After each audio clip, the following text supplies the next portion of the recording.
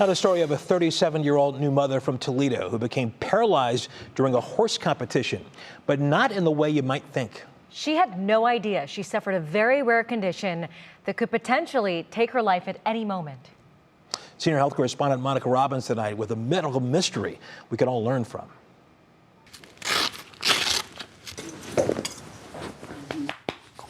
Kate Sipple started riding at age 2, and her love of horses led to her veterinary career. She's been competitive horse jumping since 2014 and last March added mom to her titles.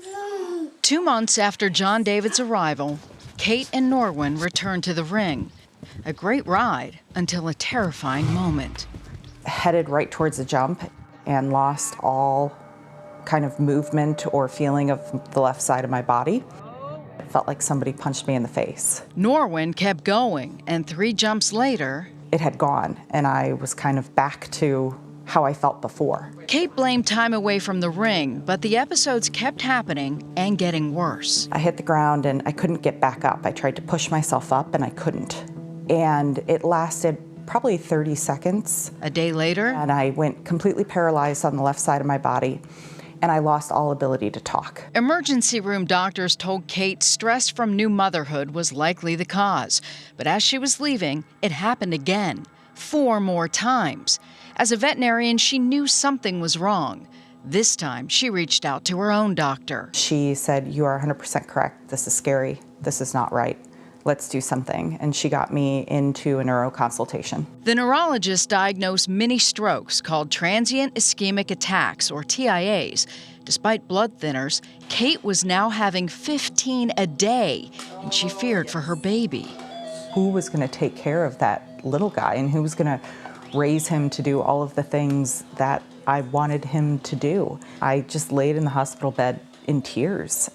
In general, TIAs don't cause brain damage. They typically resolve in about 24 hours. But they are a huge red flag. The patient could potentially have a massive stroke within a week to 90 days. Kate's doctors told her it was okay to have 2 or 3 a day, and they would check on her in 6 months. Absolutely not. And I want another opinion. If I let this continue, I'm going to have physical or mental deficits that I won't be able to do any of this ever again, or I'm going to be dead. Finally, she learned the cause, a rare condition called moyamoya. It's where these blood vessels kind of wither away to nothing. She needed a specialist and didn't have to look far. We see dozens and dozens of patients per year with this condition, and many of them will go on to surgery. Cleveland Clinic surgeons took Kate's temporal artery and connected it to another artery in her brain, bypassing the dwindling carotid and saving her life. Moyamoya vasculopathy is a rare vascular condition that develops. It typically develops in childhood or early adulthood.